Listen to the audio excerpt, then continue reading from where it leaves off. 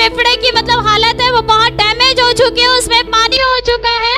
प्रार्थना हुई लेकिन जो सांस तो दमा की बीमारी बहुत तेज हो रही थी वो पूरी। आज हम आपको एक ऐसी अद्भुत गवाही सुनाने जा रहे हैं। उस गवाही को सुनकर ईसाई विरोधियों के होश उड़ जाएंगे, क्योंकि ऐसी गवाही जब आप सुनोगे तो आपका विश्वास कई गुना बढ़ जाएगा। जब आप उस गवाही को सुनोगे तो प्रभु यीशु मसीह आप सभी की परिस्थितियों को भी बदलेंगे।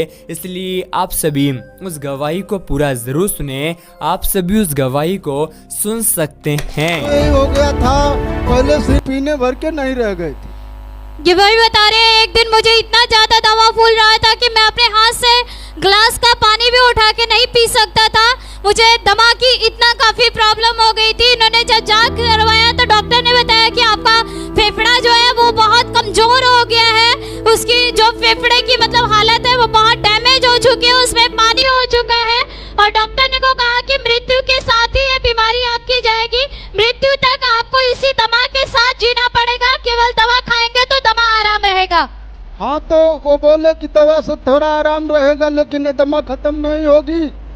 तो हमारा यहाँ बड़ी सिस्टर आ रही थी इस प्रार्थना भवन में, तो हमारी परेशानी को देखा तो बताया कि भैया इतनी दवा तुम्हें हो चुकी, आपको किसी तरह से आराम नहीं हो रहा है, तो अपना जीवन चलकर उसी प्रार्थना में दे दो ईश्वर को कि अब ईश्वर में यहाँ कहीं से आराम मुझे नहीं मिल रहा है। पिछले 15 सालों में आपने डॉक्टर को इलाज करने में कितना पैसा खर्च किया? कम से कम 2 लाख रुपया खर्च किया, कोई कमाने वाला भी नहीं।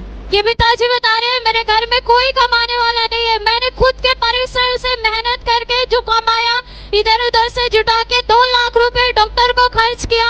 बता रहे कई जगह दवा लिया लेकिन कोई आराम नहीं मिला। डॉक्टर बता रहे हैं फेफड़ा कमजोर हो गया है, उसमें पानी हो गया है, वो काम नहीं कर रहे हैं, जिसकी वजह से आपको दमा की प्रॉब्लम है। पूरी जिंदगी ये दमा रहेगी, कभी जाएगी नहीं, दवा करेंगे तो थोड़ा आराम रहेगा। लेकिन बता रहे पिछले बीते समय में इनके दमा के कारण हालत इनकी ऐसी हो गई थी कि बता रहे मैं 1 गिलास पानी उठा के भी खुद से पी नहीं सकता था, इतना काफी दमा होता था। जब ये चलते थे तो बहुत काफी दमा फूलने लगता था। आपके आसपास के सारे लोग आपकी हालत को जानते हैं। आसपास के औरत लोग भी आए हैं, हमारे चाचा भी साथ में आए हैं, वो भी इनके चाचा कौन है? प्लीज आप एक बार स्टेज के ऊपर आ सकते हैं भाई। तूफानी चाचा हैं हमारे तूफानी। वो जानते हैं आपको इतना ज्यादा दमा होता था। ये देखते थे हमारी हालात, जब जाते थे घर पर तो वो मेरे से बड़े आते थे, सोते रहते थे। हाँ, बच्चे लोग उठाते हुए। ये भाई बता रहे हैं कि मेरी हालत बहुत ज्यादा दमा फूलने से ऐसा हो गई थी कि हमारे बच्चे हमको उठाते बैठाते थे, हम पूरे दिन सोते रहते थे, कुछ काम नहीं कर पाते थे। कुछ देर चलने के बाद इतना दमा होता था कि बता रहे हैं सांस नहीं ले पाते थे, लगातार जल्दी जल्दी सांसें चलने लगती थी। बिल्कुल बेकार हो गए थे हम तो। वही हम भी सोचे कि अब फर्क ही नहीं, यहाँ बेकार है, कोई सारे लोग ये पिताजी रो रहे हैं, बता रहे 15 सालों से दवा ले लेके हमारी वो हालत हो गई थी कि हमारे बच्चे भी उठाते बैठाते सभी लोग हमसे परेशान हो गए थे। लोगों को देख के ऐसा लगता था जीने का कोई मतलब नहीं है, अब हम ज्यादा दिन तक जी के भी क्या करेंगे, कौन हमारा सहारा होगा, कौन हमको रोज उठाएगा बैठाएगा। पिताजी कह रहे मुझे लग रहा था सभी लोग मुझसे ऊब गए, आपको ऐसा महसूस होता था? हाँ, लोग बोलते थे कि कहाँ से पैसे आएंगे, कहाँ से दवाई, कोई कमाने वाला तो था नहीं। अच्छा जी, ये आपके क्या लगते हैं? लड़का लगा। अच्छा, आपके बेटे लगते हैं। उनको दमा की प्रॉब्लम थी? हाँ। आप जानते हैं, आपने देखा था उनको दमा होता था? हाँ हाँ। पूरे दिन सोते रहते थे? हाँ। इन्होंने डॉक्टर को दिखाया था? दवाई बहुत कैले, बहुत दवाई करे, अच्छा नहीं हुआ ना। इनके बच्चे को उठाते बैठाते थे? हाँ, बच्चे उठाते बैठाते थे, इनकी हालत बहुत खराब थी। ये पिताजी बता रहे हैं कि बच्चे भाई को उठाते बैठाते थे, इनकी हालत बहुत ज्यादा खराब हो गई थी। डॉक्टर ने बताया था फेफड़ा कमजोर हो गया है। आपकी बहन ने यहाँ आने के लिए बताया? तो हमारी बड़ी सिस्टर ने बताया, वो गया तो हमारे घर तो बताया कि भैया अब सारे लोग तुमसे भी आ गए हैं, डॉक्टर भी बोलता है कि ये ठीक नहीं होगी, तो चलो प्रार्थना भवन में। वो बहन हमारी बताए तो हम यहाँ आने लगे। आज क्या हो गया? आज तो जब आपने बोले कि जितने लोग फेफड़े गुर्दे करेजे वाले जहाँ भी तकलीफ है खड़े हो जाओ। और हम भी खड़े हो गए तो सांस हमारी सही नहीं लग रही थी, आ रही थी। जब आपने कहा तो सांस हमारी अच्छी हो गई, बढ़िया से आने लगी। कि भाई बताए जैसे ये खड़ा हुए तो इतना ज्यादा दमा हो रहा था कि सांस अच्छे से नहीं ले पा रहे थे। लेकिन बता रहे जैसे ही आपने कहा कि जिनको भी किडनी गुर्दा फेफड़ा कुछ भी खराब हो गया, वो काम नहीं करता, खड़े हो जाओ, तब ये खड़े थे तब भी उनको वो प्रॉब्लम था। मैं इनके लिए प्रार्थना करूंगी, इनके साथ उन सभी लोगों के लिए प्रार्थना करूंगी जिनके शरीर का कोई भी अंग नहीं है। कोई भी अंग आपका, हाथ सूख गया है, हाथ काम नहीं करता है, पैर काम नहीं करता है, आँख काम नहीं करता है, या किडनी नहीं है, गुदा नहीं है, फेफड़ा खराब हो गया है, और मतलब शरीर का कोई भी अंग आपके अंदर नहीं है, ऐसे व्यक्ति अपने स्थान पे खड़ा हो सकता है। प्रभु यीशु के नाम आज्ञा देते यहाँ पे खड़े हुए हर एक जन के लिए मैं प्रार्थना करती हूँ, स्वर्ग का राज्य खुलने पाए और परमेश्वर एक चीज के से अंग के घटी है वो अंग पे और इसी घड़ी के लिए उपयुक्त होने पाए और अभी इसी घड़ी ने लग जाने पाए। इसी घड़ी के हार्ट नए हो जाए, वाल्व नए हो जाए, किडनी नए हो जाए, इनके घुटने नए हो जाए।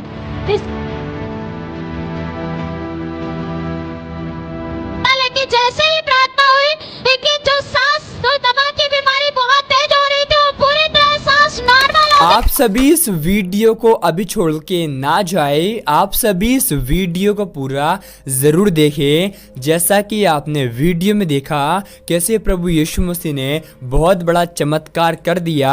आप सभी को हम बताना चाहते हैं, यीशु मसीह का वचन बताता है सत्य को तुम जानोगे तो सत्य तुम्हें स्वतंत्र करेगा। और परमेश्वर का वचन कहता है मार्ग सत्य जीवन हमारा यीशु मसीह है। जो कोई यीशु मसीह पर विश्वास करता है वह अनंत जीवन को प्राप्त करता है।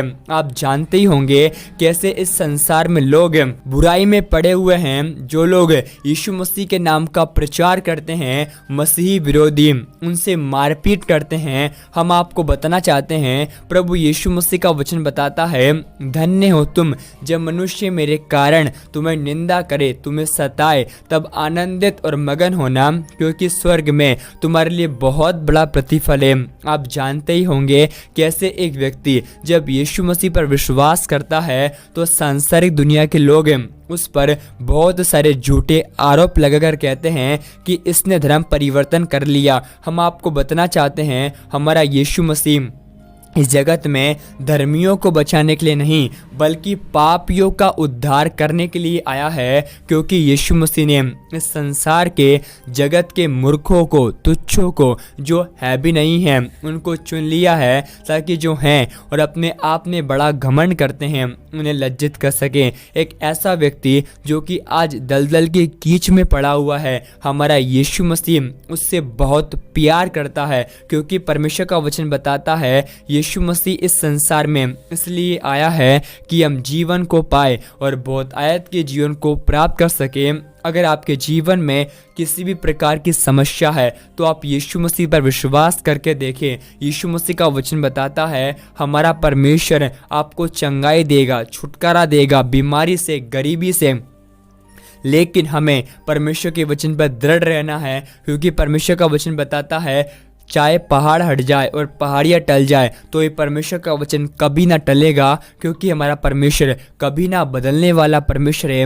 आप सभी इस अद्भुत गवाही को सुनकर क्या कहेंगे आप हमें कमेंट में ज़रूर बताएं। आप सभी इस वीडियो को एक लाइक करें, विश्वास से कमेंट में आमीन लिखें। परमेश्वर आपको आशीष दे।